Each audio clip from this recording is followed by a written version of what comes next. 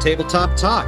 We're your hosts, Kyle and Jeremy, and Trevin and Rick, and we today are going to talk about terms and phrases that are commonly used. We recently have talked with some of our fans out there, and a few of them didn't recognize phrases we were using, such as homebrew, DM, PC, and I've seen that actually in comment sections too, in a lot of things there where people would like clarifications on what that means. So Jeremy came up with the good idea that we should do an episode on it. But before we get on to that, how's everybody's week been?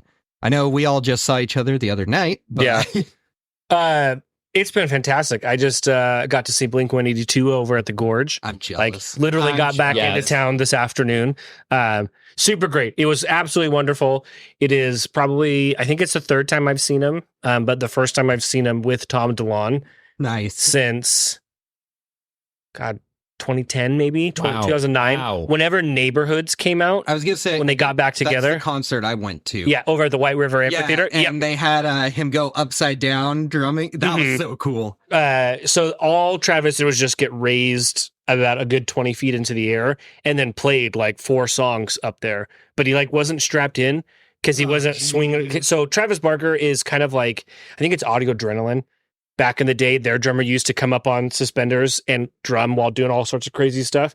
But Travis has been known to like buckle into his drum seat, and then his drum set will swing back and forth on stage as he's doing a crazy drum solo. He was playing upside down. Yeah. When I saw. It'll spin, like all sorts of crazy stuff, but they didn't quite do that.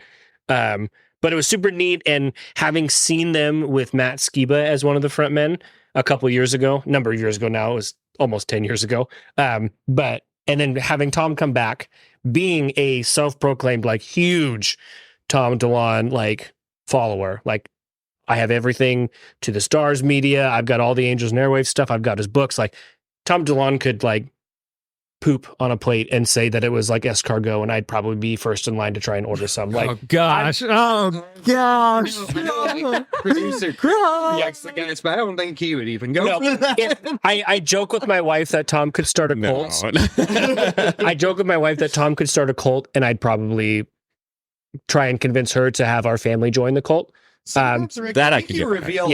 I feel like you reveal a lot about yourself on this podcast. It's totally fine. It's Tom's chicken ladies. So. Tom's niche market is like the 30, 40, and 50-year-old white dude, and that is 100% my jam. I am all for it. It was great. It was everything I wanted a Blink show to be. It was super fun. Didn't get sunburned at the Gorge, which was fantastic. There you go. And made it home time. How you managed That's a rare feat. to do that? Yeah, constant like sunscreen. Xbox achievement unlock over your head. Yeah, it helps that I also have a new tattoo that I'm super paranoid to get sunburnt. So I was lathering up in sunscreen just to make sure. Paranoia is not going to go away. For That's great. No, yeah, that's good. Yeah. I also had a good weekend. I wouldn't say it was as fanatical as your weekend was. No escargot? No escargot. No, we actually, so my wife and I, we took our puppy camping for the first time, but we just went and camped up in our, like, her aunt and uncle's kind of woodsy area house. So we're like, let's just try it for a night. And we did one night. We're like, I don't know how the dog is going to go, how it's going to be sleeping in a tent. Everything was fine. So that was really great. And then we also went garage sailing this weekend. We were going to go garage sail for like 2 hours, and 5.5 hours later, we were driving home from garage sailing full from Chipotle. You know, some of us drink an excessive amount. Other people smoke more than they should. Jeremy and his wife hit up as many yard sales as physically possible, and somehow, like spending space and time, they just managed to hit more than should be possible. Well, and the beauty of it too is they don't just go. They know their network of people, and they find stuff that they know you'll like. Like, I got a text that was like, hey, are you interested in any of these Nintendo DS games? Yeah, speaking of, thank you for bringing over that little thing for Charlie. Oh, yeah.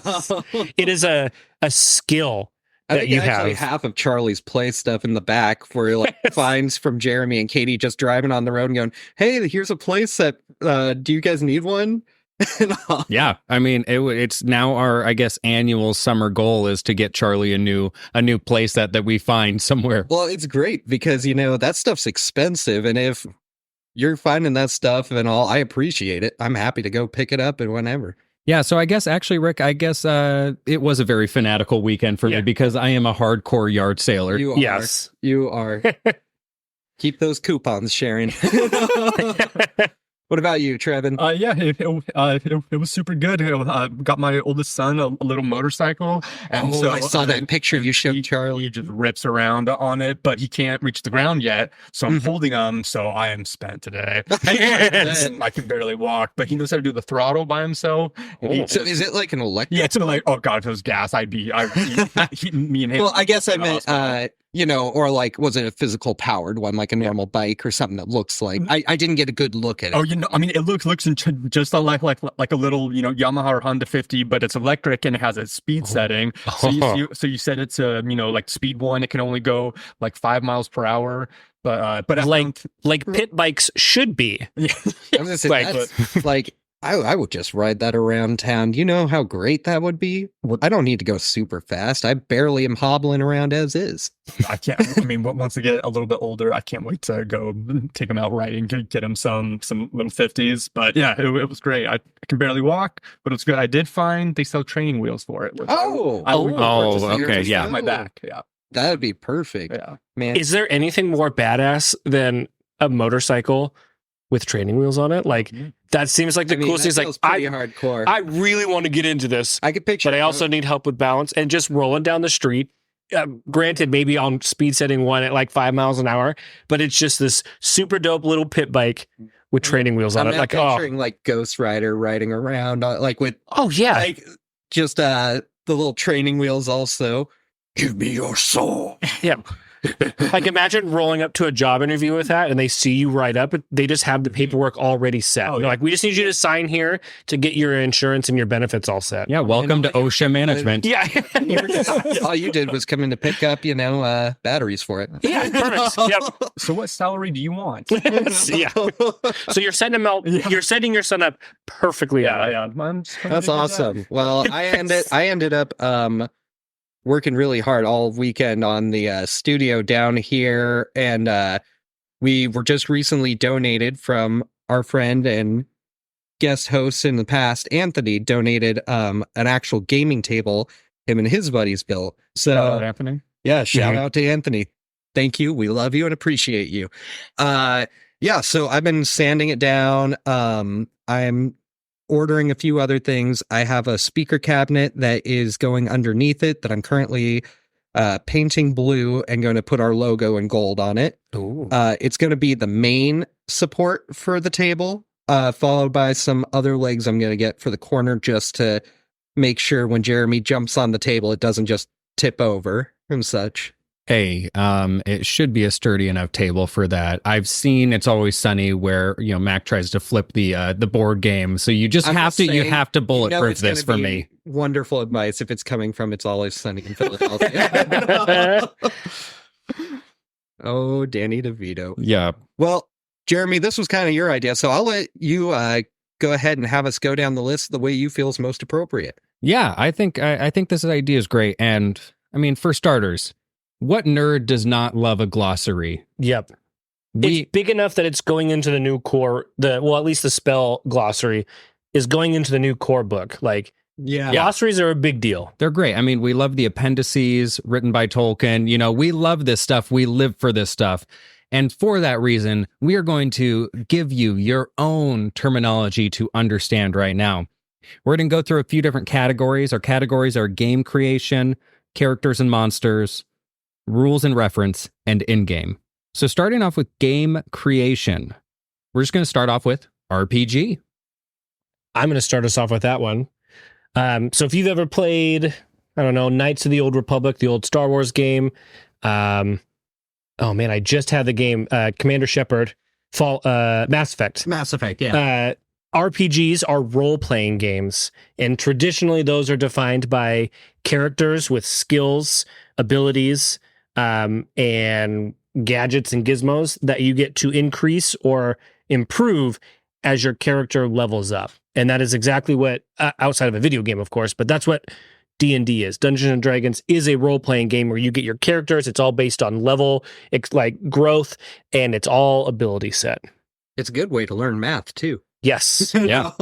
Perfect. Okay. What about campaign? A campaign is it's a series of adventures or stories, and that follow on consecutively from one another, and it'll be a continuing storyline that's played out over a number of sessions. And I have a little fun fact: the longest campaign still going on was actually DM'd by this Canadian historian Robert A. Wardhoff, and it has been going on for 42 years. He's never gone more than 3 weeks without missing it. There's over 20,800 hours have been put into this, and 30,000 models. Look it up on YouTube. It's really cool. It's amazing. I actually, Gosh. I've looked into a lot of the stuff. You should see the set he has. It's like a giant living map. The whole world of Arda has been incorporated into it. He has like a mythology Aztec. I can't. It's too much. You have to watch it. It's like we could go almost 2 episodes talking about it. God bless Canada. He created Arda in his and Ryan Reynolds. Yes. He's actually Canadian. Oh, sorry, he's actually Canadian. He's a historian at the University of Western Ontario. Cool. So shout out to Robert A. Ward.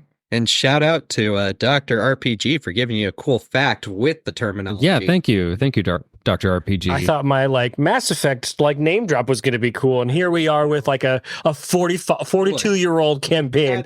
At this Touche. point, I don't even try to compete. When I know Trevin, if he's found something, it's going to top it all. So. Yep. Yeah, now that is, I guess we could have called that little bit Trevin, aka Dr. RPG, as the term that we use heavily. That was the explanation. Let's go ahead with a session. Yeah, so a session are the times when the players come together, whether that's in person or using other virtual online means to play D&D. Usually 1 to 5 hours is, a rough estimate. Perfect. And I'll take session 0. A session 0 is not one of your current campaign sessions, but it is a pre-campaign session and probably the most important session that you will do. I'll say. In a session 0, it's meant to establish. So you are establishing your campaign, you're creating characters, you're helping people create characters, you're trying to create the party build with everyone's characters, you're setting expectations, what's off limits, what is on limits, within limits, and what kind of game are you looking for? Are you looking for dark, serious, moody? Are you looking for just kind of joyful and goofy? Why did you look at me for that first description? Well, Kyle, everyone knows. And, the reason I always get the Lannister coaster also. And most importantly, you're creating a vibe and you're seeing that vibe. So in a session 0, you're seeing how everyone is, and you're just going to go, okay, this is what we've established, and we're going to move forward from here. And it's nice because you can call back on that. Next up is a one-shot. One-shot is a short adventure that, as the name says, can typically be completed in 1 or a handful of sessions. Great, yeah. And then I'll take the last one of game creation, Sandbox. Sandbox is an open world campaign setting. Instead of it being a story that you already have planned out that everyone's going to kind of try to follow for the most part, or if you purchase a story that you're playing through, some sort of story from someone else, that is not this one. This one is a sandbox. It's open world where your players and you are going to improv a lot and kind of create the story on the fly. They might go east, they might go west, they might go north, they might go south. You don't know. You guys are in the sandbox creating something together. If they're my players, they're going down somehow. They're not going north, south, west. They're just somehow going down. The mines. Yes. Down to the Underdark. Yes. Let's go. I planned everything except an Underdark. Yes. The Underdark. Let's go to the Underdark. All right, now let's move on to characters and monsters. We're going to start off with an easy one.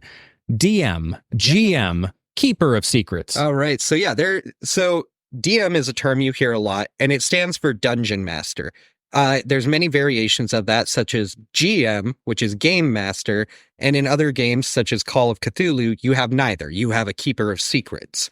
It varies on each game, like some of them have unique names, but in the end, they all just mean Game Master or Dungeon Master, who's the person running the narrative side of the game.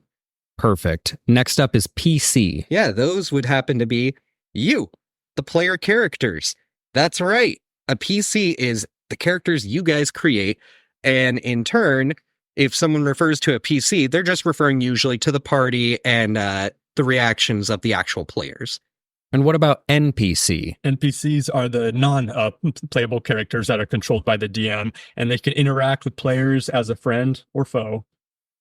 Perhaps DMPC? I've heard that one before. Yes, usually people hear it with negative connotation. The DMPC, which is a very common term in like Reddit D&D horror stories, refers to the Dungeon Master player character.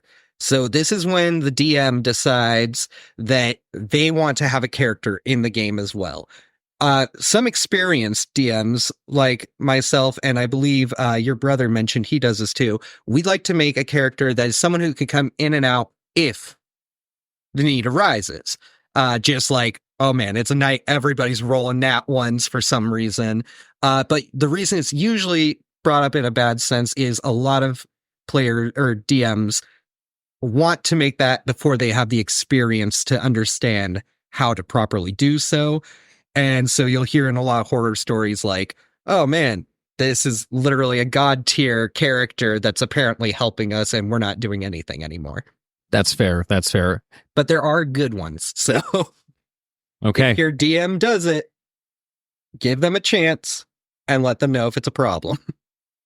Let them know immediately. By murdering that DMPC. Show him what's up. That's why I make Jeremy come in as he's my usual fake DMPC. Fair. Yeah, if you bring in a different person to be your DMPC, they're not really a DMPC. And I like that. What about BBEG? BBEG is the Thanos of the Infinity Saga. That is, you might have bad or tough villains or tough opponents, monsters in your campaign or your one shot, but there's always going to be a BBEG, which is the ultimate big guy that you're going after. Can you just let the audience know what it stands for? Oh, the big bad evil guy. Yeah. Great. It is the most like D&D acronym that has ever D&D'd, of just a bunch of dudes are like, how do we explain this big bad evil guy? Big bad evil just guy. Did, yeah. But it's your main villain. The reason why, most of the time, the reason why the campaign and your party exist is to defeat said big bad evil guy. Yeah. Yeah, that's great. I think it could also be a big bad evil goober if it was Patrick or SpongeBob. All right, what about a CR rating? A CR rating, or that's kind of redundant, is a CR. The challenge rating is it's a loose approximation of a monster or NPC's difficulty. CR tells you how great of a threat the monster is, and this number, it's a combination of its offensive and defensive capabilities. The monster manual states that a well-rested and equipped party of adventurers should be able to defeat a monster with a CR equal to its level without taking a death. So, for example, if you're fighting a bone golem with a CR of 5, a group of 4 level 5 adventurers should be able to take it on without too much trouble. And it should be stated that CR is far from perfect. I heard a great way of defining it is that CR is more of a, you must be, quote unquote, this tall to be able to ride this ride. And so, so if you go up against like a great worm black dragon with a CR 32 at level 5, gonna have a bad time. That might be the most well explained version of it I've ever heard. It is easily the most argued about thing and complained about amongst like most players and DMs.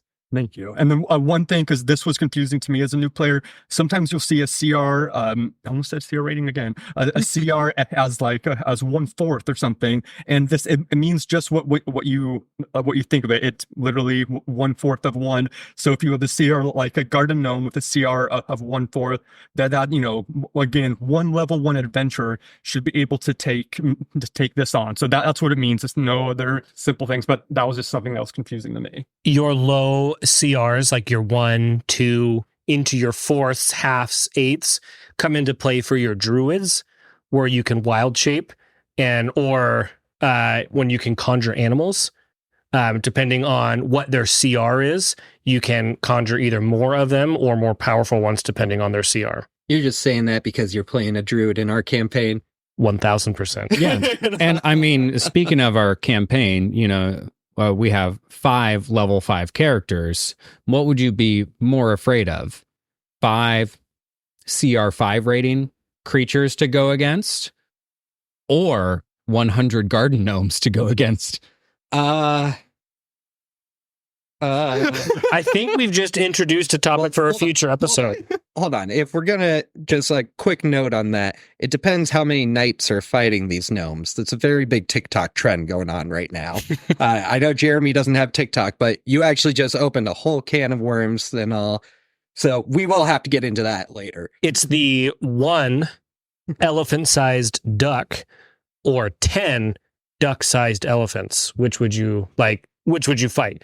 But that's but it is kind of interesting because when you're talking about building as a DM, building these fights, that's why the CR is so loose, because sometimes for stories someone will put it in a counter with an enemy who's CR5 with a group of 4 level 5 adventurers, and they just roll them over, because when there's only one, you have a lot more ability to kind of shut them down, to kind of lock them up, and that's why the rating is kind of loose. While if you had 25 garden gnomes, you're not going to be able to lock down all those. So yeah.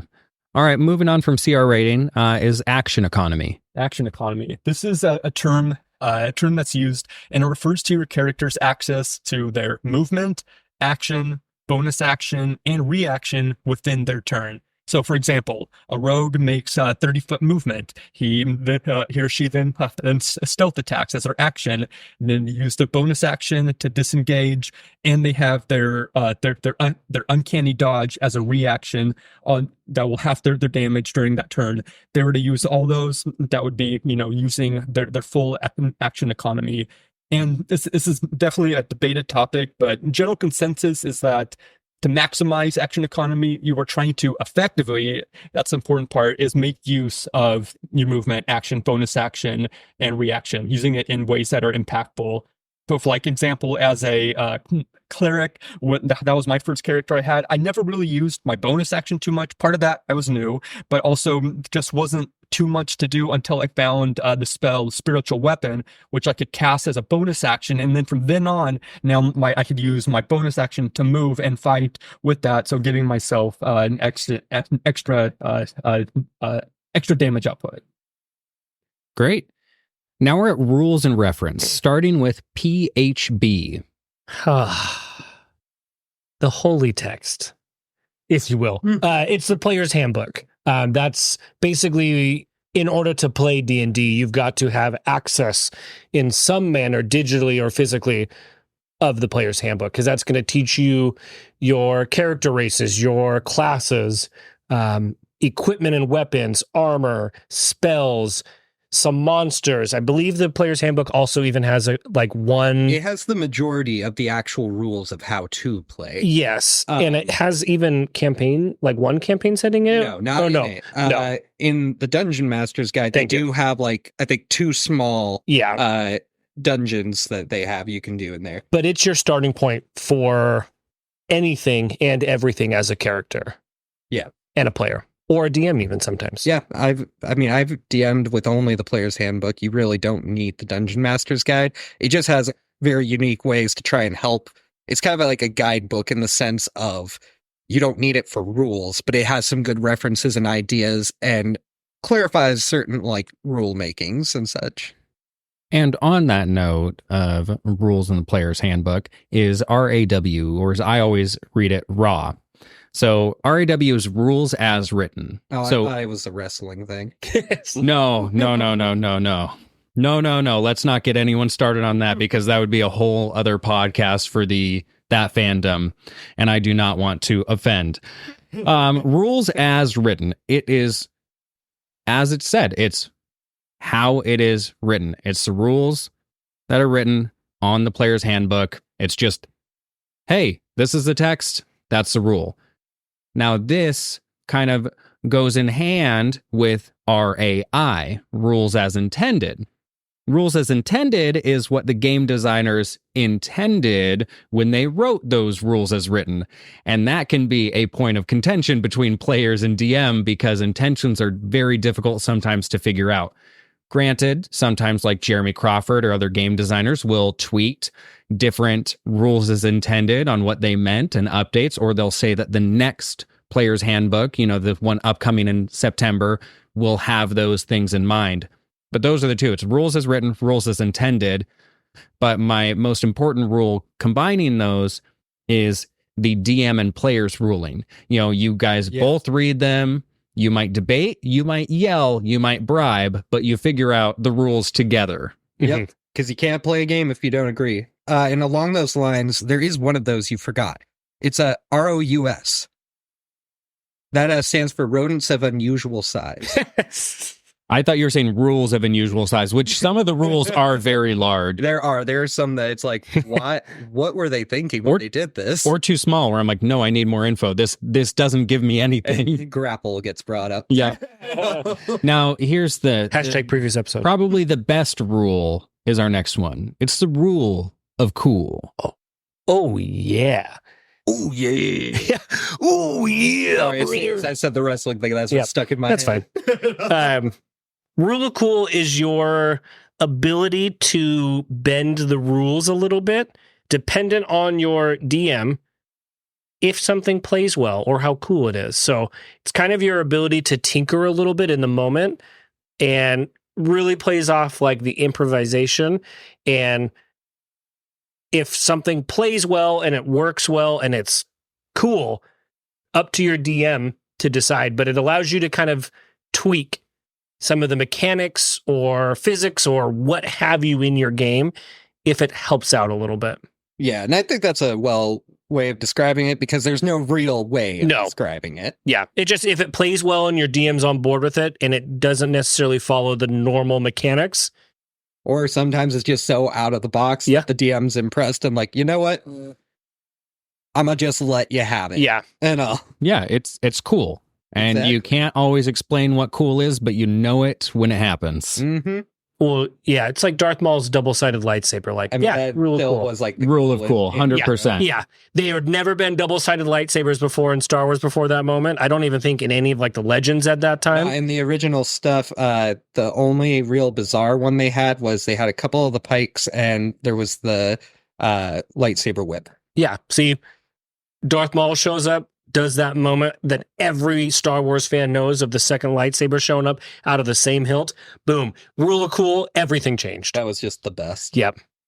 And, speaking of rules, sometimes players go outside a little and they do what's called metagaming. And you hear this all the time. You hear metagame. What is it? Metagaming is D&D's breaking of the fourth wall. And that could be for anything. I tend to metagame either on purpose or accidentally by asking questions of the other folks in the party.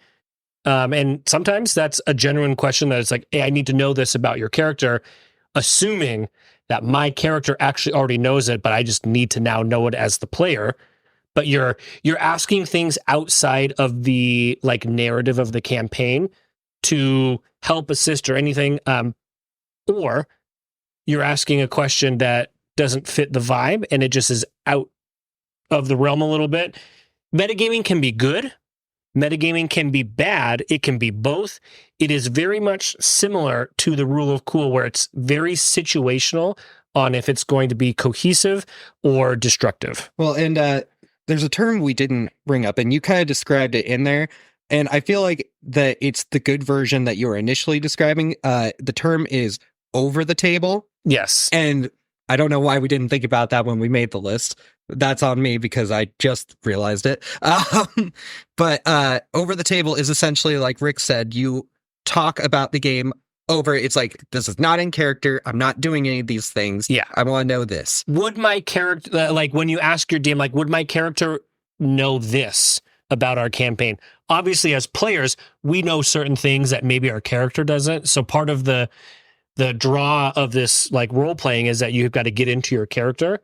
Mm-hmm. Sometimes that metagaming comes out. It's like, hey, would my character realize that this shade is not normally in this area, like shade of color of something? And then, but that's a question you're asking outside of like the actual narrative. And then based on the answer you get from your DM, that can influence how you play. But that's a good metagaming when you start overly like asking like a player, like, hey, what is your next action going to be? It's like, I was going to say a negative form of metagaming is, for example, knowing that in the monster manual, I can look up the stats of a beholder. Oh, yes. And if I look it up while we're battling a beholder, now I know all of its stats, even though my character may not. Yeah. And if I start then making my turns based on that, well, that kind of breaks the game, and that's where metagaming can ruin a game. Yeah. Apologies to all the listeners out there. We have hit our 30-minute mark, and we are going to continue. So you're just going to have to strap in, listen, and have some fun. So I should have mentioned that because this is a terminology one, we are going to go a little over the clock. Our apologies for not bringing it up earlier. I was just excited to start talking with my boys about, gaming and terms and such, because we love the hobby and we know you do too. This is about to be a 6-hour episode. Just that's since we introduced the idea we're going long, we're going real long. No, just kidding. You guys are on a need to know basis right now. Okay? And you need to know these terms. So let me talk about homebrew. We've been talking about all these rules that are in the player's handbook. And the rule of cool is something that can override it. But if you want to write your own rules, you homebrew. Homebrewing is outside of the player's handbook. It is outside of what's officially made by Wizards or their publishers, third party, like official people. Instead, if you're like, hey, I would like to make, or I see something that was made by a friend or even fan or on some site, and it can be a homebrew world, language, race, spell, weapon, anything. And that's what homebrew is. If you're going to do anything homebrew as a player, I suggest you ask your DM immediately if it's okay. And as a forever DM, I will tell you right now, if you bring in a homebrew thing and you didn't tell me, oh, the hell rain down on you. My two favorite, I just take it away. My two favorite examples of a homebrew on D&D Wiki. They have a very highly detailed, highly rated Hyrule homebrew, which is the Legend of Zelda. So it's maps, regions, history, a bestiary, equipment, characters, rule settings, all of that set for a campaign world within Hyrule. And then my other favorite thing is my favorite character to play is a homebrew character that I found, and it is a platypus that is a race called a Clunari. So I was going to bring that up, but the other thing that you just did is I've been doing really good about trying to be in a good behavior. I even told you guys about my weekend. I try not to, But what does Rick do? He then tells me that I basically have wasted 2 weeks of my life when I was trying to make my own homebrew Hyrule. Thank you, Rick. You're welcome. Thank you. You're welcome. I mean, the last I looked, it was only 4 out of 5 stars. So maybe what you've done is stuff that hasn't been completed yet. I don't want to talk about it. Moving on. We're moving on. Okay. We're going to move on to what our favorite piece of kind of Zelda lore is. Oh, sorry, Kyle. That is a very dangerous topic. Okay. We're going to move on to the in-game category. So you're in your sessions, and this is stuff that comes up. D20. Oh, man. D20. It doesn't come just as a D20. We have a D6, a D8, a D4, a D12, you name it. D20, D100 even. These are your dice. And so the D stands for dice, And the number just refers to how many sides it has. So a D20 is a 20-sided die, where a D6 would be your regular standard 6-sided die, like in Risk or Monopoly. Now, that being said, you did mention 100. It is not a 100-sided dice. No, it is a... Well, they do have. They have those. They do, yeah. We actually have on TikTok, if you go on to our page, on TabletopTV, I believe it's TabletopTV LLC. It will be in the description. We actually describe all the dice and the different dice that we do. So go ahead, hop on there. It's kind of it was a practice video we put out there, hoping to start gaining some traction while we were working on the podcast and moving slowly to video. But go out there, give it a like, and share to anybody who wants to know more about the individual dice. Yeah, I think that's great. We're actually going to pause the podcast right now until you like and subscribe to everything we do. Not pause. We're just going to sit in silence until they do. Oh my gosh, yeah, because this is live, right, producer Chris? Yes, I'm staring at the analytics page right now, so that number doesn't go up. All right, on that D20, what about Nat 1 and Nat 20? Oh man, these are the fun boys, and Nat 1 is me. Man, you beat me to it. I was gonna say a nat 20 is kind of like Trevin's life. It's like the best roll you can make. So a nat 20, also known as a critical success, is when you roll a 20 on the 20-sided die. It is the maximum roll you can make. You don't need modifiers. More often than not, depending on your DM and the rules that you're using, be they homebrew or player handbook ones, you either automatically succeed or you gain a bonus of some kind for rolling a 20 that is just naturally that. So doesn't matter what your modifiers are, normally that's the case. A nat 1, on the other hand, is also known as a fumble, and that is when you roll a 1 on the 20-sided dice, the lowest exact thing you can, and in every circumstance, that is always a failure. And depending on if Jeremy's your DM or I'm your DM, it could have dire consequences. Or it could just be a lighthearted, no big deal.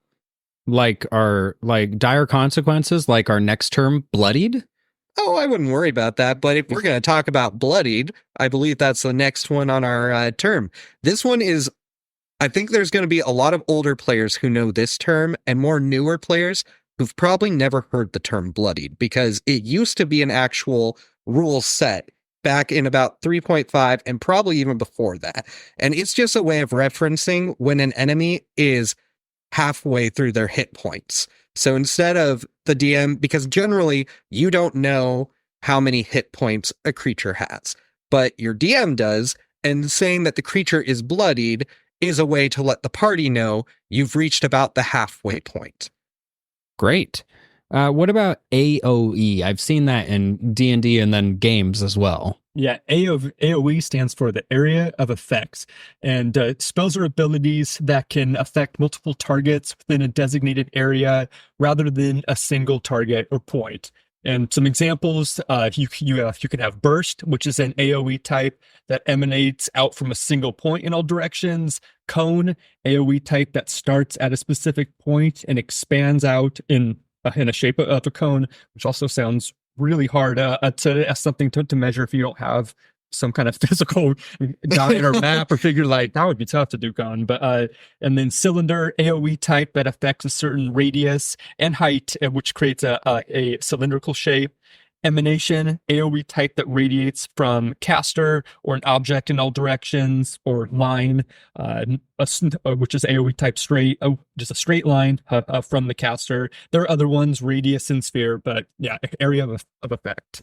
All those League of Legends and MOBA players definitely are familiar with area of effects. Yeah, I was going to say a lot of video gamers. Yeah. It's more often used in there, but it is still used.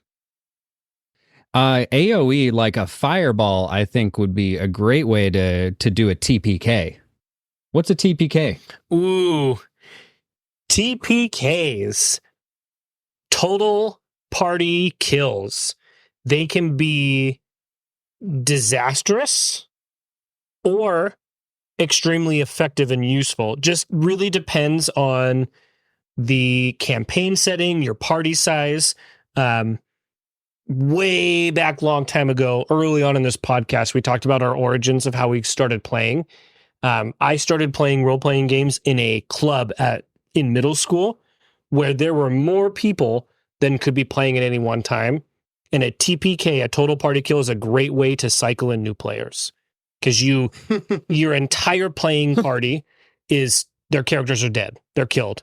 And then either that is sometimes in a small playing field, that is a backup character ready to go where new characters are all of a sudden playing, or in big settings, clubs or big environments, that's a great way to cycle out new players who are playing. But really it's just your characters are done. Everybody's characters are done. And you either have backup characters or new players come in to have their characters now be featured.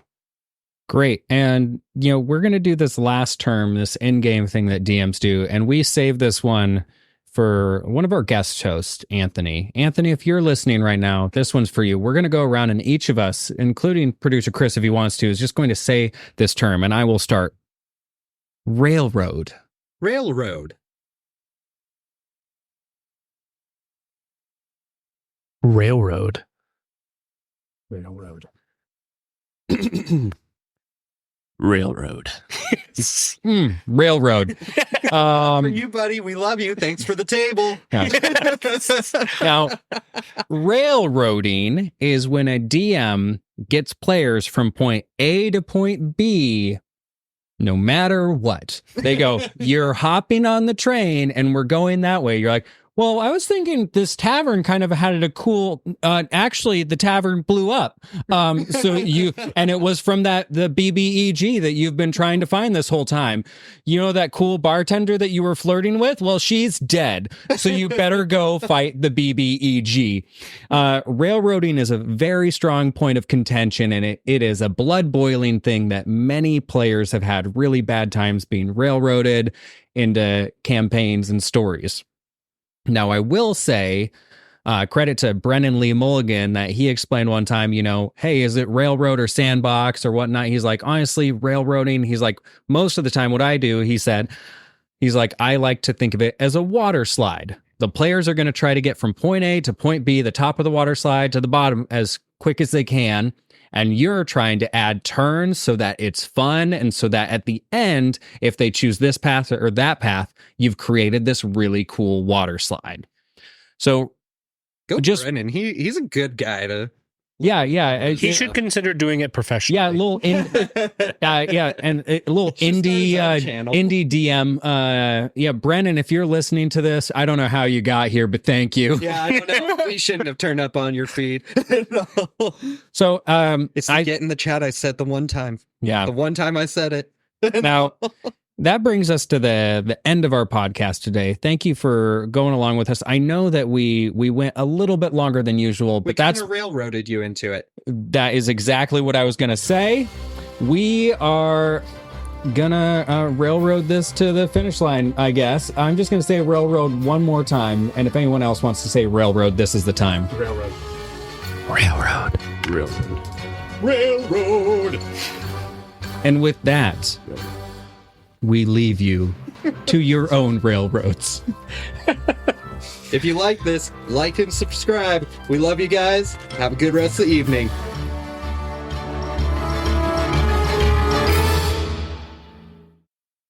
Man, train enthusiasts are going to love that last one.